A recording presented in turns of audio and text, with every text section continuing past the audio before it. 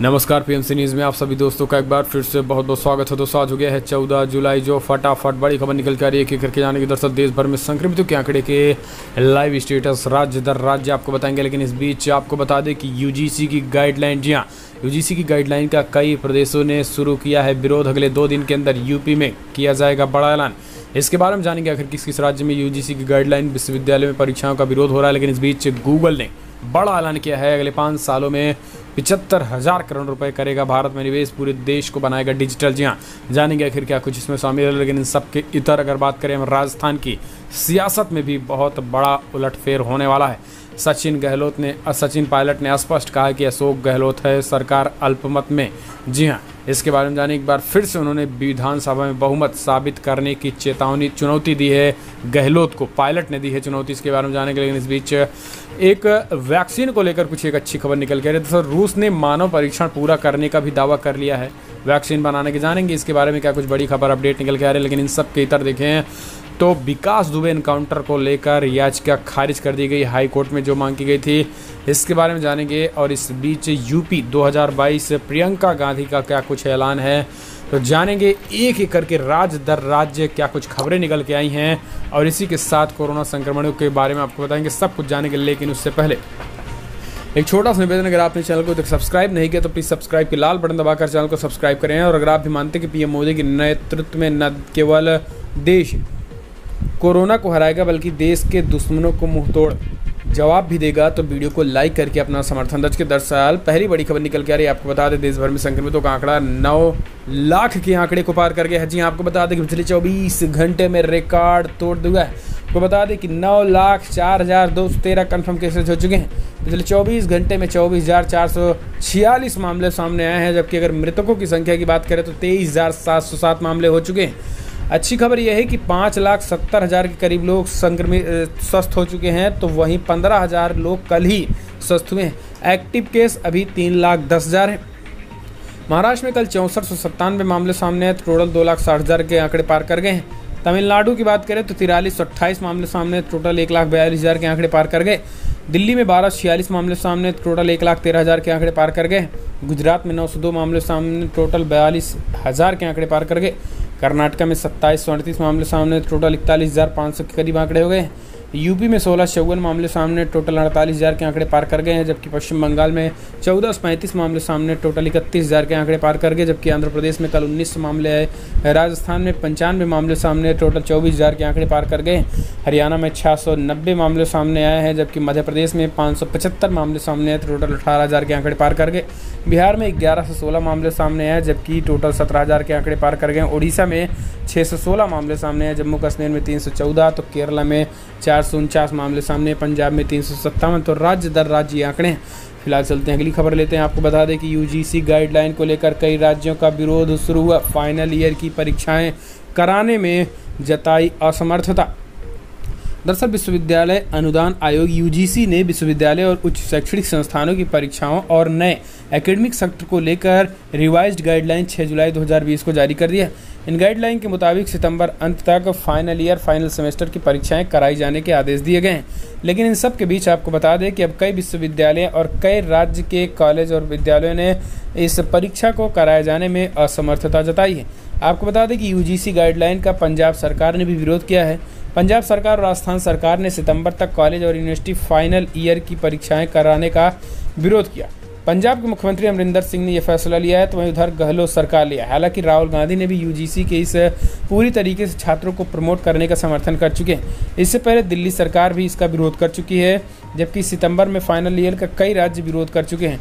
आपको बता दें कि इस बीच सीएम योगी आदित्यनाथ भी अगले 2 दिनों के अंदर, उन्होंने डॉक्टर दिनेश शर्मा शिक्षा मंत्री का कहना है कि अगले 2 दिनों के अंदर क्लियर कर दिया जाएगा कि यूपी में विश्वविद्यालयों की परीक्षाएं होंगी या फिर नहीं।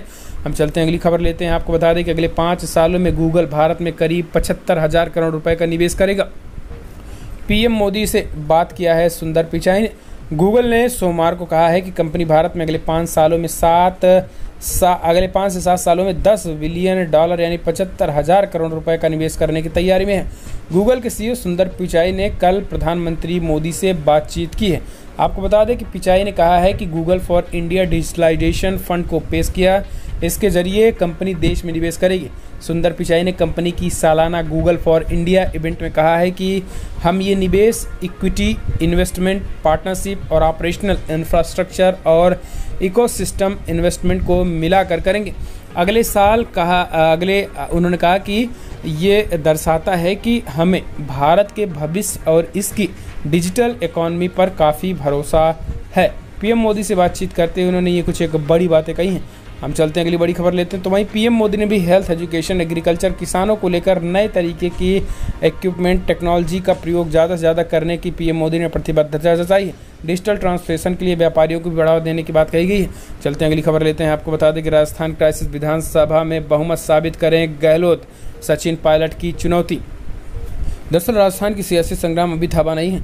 अशोक गहलोत की जरूर विधायकों को जुटाने के लिए दावों पर अब सचिन पायलट ने बहुमत को लेकर सवाल उठा दिया। पायलट के सूत्रों के हवाले से किए गए एक दावे में कहा गया है कि राजस्थान के डिप्टी सीएम के मुताबिक गहलोत सरकार के पास विधानसभा में जरूरी बहुमत नहीं है। पायलट ने गहलोत को चुनौती देते हुए कहा है कि अगर उनके पास जरूरी विधायकों की संख्या है तो विधानसभा में बहुमत साबित कर दिखाएं। यही नहीं, पायलट ने राज्यपाल के सामने भी विधायकों की परेड कराने की चुनौती दी है। मुख्यमंत्री आवास में हुई कांग्रेस विधायक दल की बैठक में मुख्यमंत्री अशोक गहलोत के नेतृत्व वाली सरकार का 107 विधायकों ने समर्थन किया। कांग्रेस विधायक दल की बैठक के बाद सभी ने आपसी सहमति से प्रस्ताव पारित किया, जिनमें कांग्रेस अध्यक्ष सोनिया गांधी, राहुल गांधी पर भरोसा जताते हुए सीएम गहलोत की सरकार को समर्थन दिया गया था। विधायक दल की बैठक को प्रस्ताव पारित भी किया था। हालांकि अब चुनौती गहलोत सरकार के लिए बढ़ गई। चलते हैं अगली बड़ी खबर। आपको बता दें कि कोरोना वायरस क्या वाकई में बन गई है पहली वैक्सीन। रूस ने मानव परीक्षण करने का दावा किया। कोरोना वैक्सीन बनाने में भारत सबसे दुनिया भर के वैज्ञानिक जुटे हैं। देश में रूस ने इस मामले में बाजी मार ली है, ऐसा रूस का कहना है। यहाँ के सेचेनोव विश्वविद्यालय ने दावा किया कि उसने कोरोना वैक्सीन तैयार कर ली। उनका कहना है कि वैक्सीन के सभी परीक्षण हो चुके हैं और सफल रहे हैं। हालांकि अभी तक विश्व स्तर पर वैक्सीन के बन जाने की पुष्टि नहीं हुई है, लेकिन ये माना जा रहा है कि अगर सेचेनोव विश्वविद्यालय का दावा सही हुआ तो दुनिया के पहली कोरोना की वैक्सीन होगी। Institute of translation medicine and biotechnical के निर्देशक वादिम तारासोवा के मुताबिक सेचेनोव विश्वविद्यालय ने 18 जून को वैक्सीन का परीक्षण शुरू किया था। इसका निर्माण रूस के Gamaleya institute of epidemiology and microbiology ने किया है। तो अगर ऐसा होता है दोस्तों, तो कहीं ना कहीं रसिया एक बहुत बड़ा काम कर चुका है। हम चलते हैं अगली बड़ी खबर। UP lockdown. यूपी में अब कोरोना से 985 की मौत, कल 38,000 के पार हुई प्रदेश में संक्रमितों की संख्या। सीएम योगी का बड़ा ऐलान, कहा अभी तक 35,000 हो रहे थे, अब 50,000 कोविड टेस्ट पर डे होंगे। जी हाँ, आपको बता दें कि सीएम योगी आदित्यनाथ ने ऐलान करते हुए कहा है कि 24,203 मरीज स्वस्थ हो चुके हैं और इसी के साथ हालात अब भारत में यूपी में नियंत्रित हो रहे हैं। उन्होंने कहा कि अभी तक 35,000 के सैंपल लिए जा रहे थे, लेकिन कल से 50,000 कोविड टेस्ट कराए जाएंगे। तो ये यूपी का ऐलान किया गया है। हम चलते हैं अगली बड़ी खबर लेते हैं। आपको बता दें, बिग ब्रेकिंग निकल के आ रही। हाई कोर्ट ने विकास दुबे एनकाउंटर पर याचिका को किया खारिज, कहा सारी मांगें मान ली गई हैं। कानपुर कांड के मास्टरमाइंड विकास दुबे एनकाउंटर मामले में उत्तर प्रदेश सरकार को हाईकोर्ट की लखनऊ बेंच से राहत मिली है। सोमवार को हाईकोर्ट की वकील नंदिता भारती ने एक याचिका दाखिल कर विकास दुबे के एनकाउंटर के न्यायिक आयोग बनाकर हाईकोर्ट की सीटिंग या रिटायर्ड जज से जांच की मांग की थी, लेकिन अब इसको खारिज करते हुए उन्होंने कहा है कि इस पे पहले से ही आयोग गठित कर दिया गया है, जिसमें पूर्व जस्टिस वो न्यायिक इसके चीफ होंगे और इसी की वजह से ये मामला खारिज कर दिया गया। चलते हैं अगली बड़ी खबर। आपको बता दें कि मिशन 2022 प्रियंका गांधी के नेतृत्व में कांग्रेस पार्टी लड़ेगी चुनाव, लेकिन मोदी मंत्र पर चल रही कांग्रेस बूथ स्तर तक जाल बिछा रही है सोशल मीडिया टीम।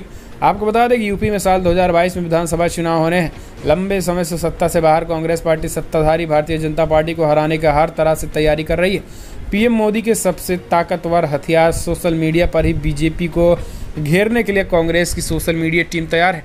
अब टीम चुनाव की तैयारियों को ध्यान में रखते हुए उत्तर बूथ स्तर पर जाल बिछा रही है। प्रियंका गांधी के यूपी की राजनीति में सक्रिय होते ही कांग्रेस पार्टी ने अपने सभी संगठनों को नए रूप से मजबूती देने के लिए काफ़ी बदलाव भी कर दिए हैं। इसी क्रम में यूपी सोशल मीडिया के अध्यक्ष मोहित पांडे के अलावा बुंदेलखंड पूर्वी जोन में प्रभार देख रहे रजनीश जैन और अनुज शुक्ला को बड़ी जिम्मेदारी देते हुए सोशल मीडिया का स्टेट कोऑर्डिनेटर नियुक्त किया गया है।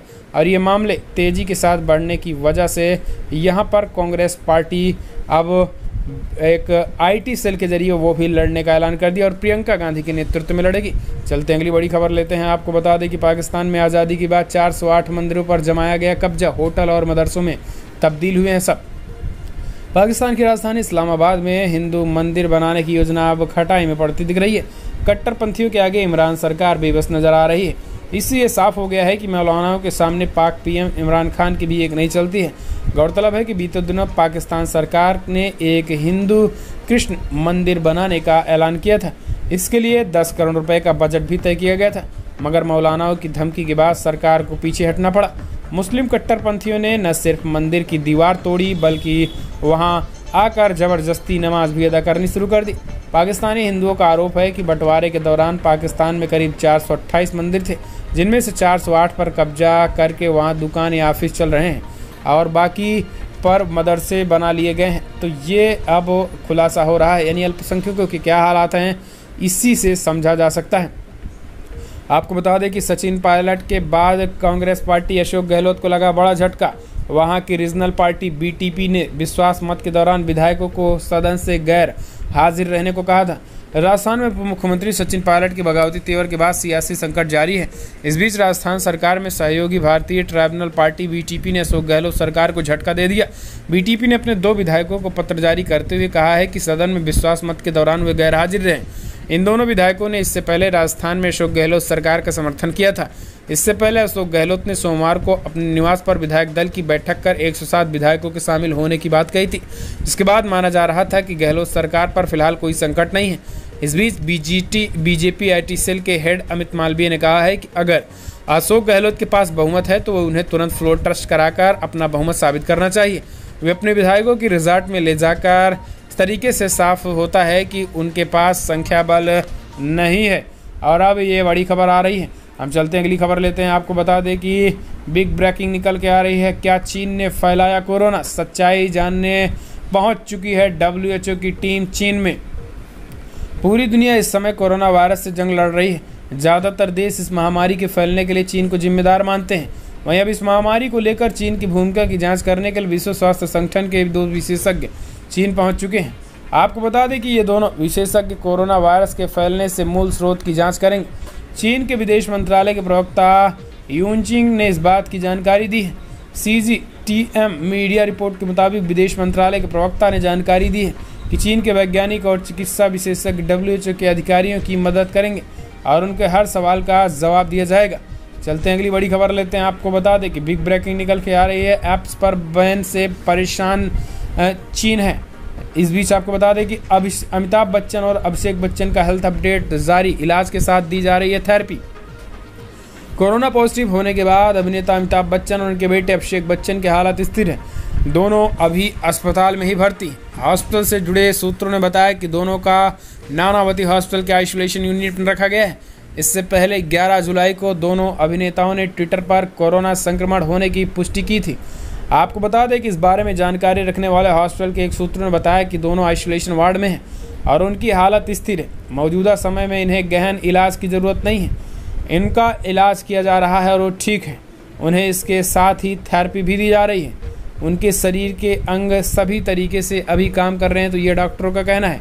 हम चलते हैं अगली खबर लेते हैं। आपको बता दें कि शरद पवार का खुलासा, शिवसेना को भाजपा से दूर रखने के लिए चली गई थी चाल।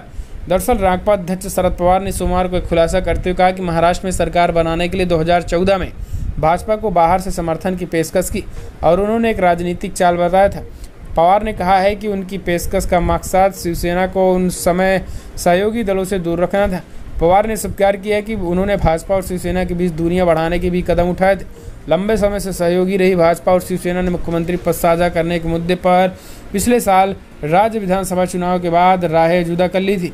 हालांकि आपको बता दें कि शरद पवार माना जा रहा है कि इसके पीछे भी कोई बड़ी रणनीति हो सकती है। चलते हैं अगली बड़ी खबर। आपको बता दें कि दुनिया भर में जो आंकड़े निकल के आ रहे हैं 1,25,00,000 के आंकड़े पार कर गए हैं। आपको बता दें कि 1,29,00,000 के आंकड़े पार कर गए। जी हाँ दोस्तों, आज सबसे ज़्यादा तेज़ी के साथ मामले सामने आए हैं। 1,29,45,000 कन्फर्म केसेज हो चुके हैं, तो मृतकों की संख्या 5,71,000 को पार कर गई है। यूनाइटेड स्टेट में 33,66,000 कन्फर्म केसेज हैं, तो 1,37,000 के करीब लोगों की मौत हो गई है। ब्राज़ील में 18,66,000 कन्फर्म केसेज, तो 72,000 के करीब लोगों की मौत हो गई है। इस बीच आपको बता दें कि इंडिया में 9 लाख के आंकड़े पार कर गए हैं, तो वहीं 23,000 से ज़्यादा लोगों की मौत हो गई है। जबकि रसिया में 7,33,000 कन्फर्म केसेस, तो वहीं 11,000 के करीब लोगों की मौत हो गई। तो ये रसिया के हालात है। तो दोस्तों फिलहाल बड़ी खबरों में इतना ही, लेकिन अगर आपको भी वीडियो पसंद आया तो लाइक करें, शेयर करें, कमेंट के माध्यम से आप अपनी राय देना ना भूलें। फिलहाल इस वीडियो में इतना ही। जय हिंद, वंदे मातरम।